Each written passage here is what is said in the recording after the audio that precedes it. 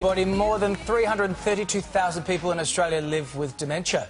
Now, that number is expected to climb to 400,000 within the next decade. It's pretty scary, isn't it? But now new studies reveal how a few simple changes to your diet could make your memory last longer. And here to tell us more is Dr. Caroline West. Caroline, good morning to you. Experts are saying that it's the food we eat that is damaging our memory most. How is that? Well, certainly the types of food that we eat can affect things like our mood, our dementia risk, and may in the short term even affect our memory. There's some really interesting research that's come out of the University of California, and it looked at the level of trans fats in the diet. Now, these are the nasty fats that are often contained in junk foods, and it looked at the link between that and possible memory recall problems. What they found is the more trans fat you had in the diet, the worse your memory in terms of recalling words.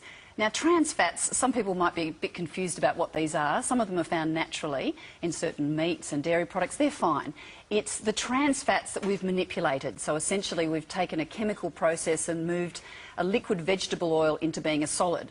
And these trans fats have become the darling of the junk food and packaged food industry because at room temperature they'll keep the food in a sort of solid state. So when you pick up the baked food, you know, the biscuit, the pastry, the bun, it won't sort of liquefy in your fingers. So it improves the shelf life of some of these processed and packaged foods, but it has been said that trans fats may shorten our own shelf life. Another study has proven that calorie intake is a big contributor to this. So what does this tell us about us?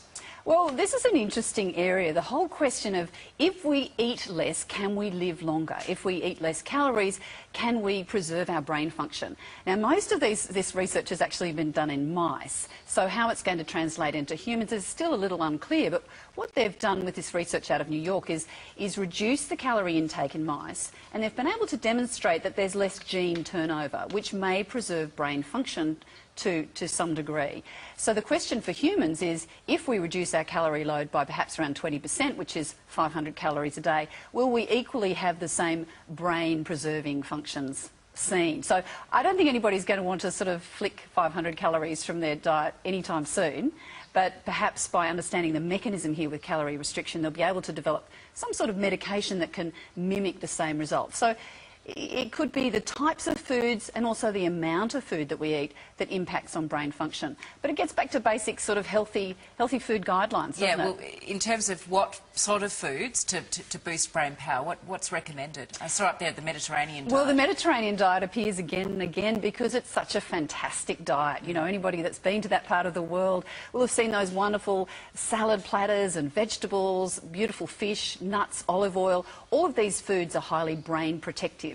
So even if we stick to the basics and include as many fruits and vegetables in our diet as possible, which is 5 servings of vegetables, which is about 2.5 cups. Now, only about 7% of Australians are hitting that target each day. So even eating more vegetables would go a long way in boosting our diet. And it would make you feel better too. It would make you feel better, make your gut function better, keep your heart disease risk down. So prevent the dementia. Yeah. All right. Good information, really interesting stuff, Caroline. Thanks very much.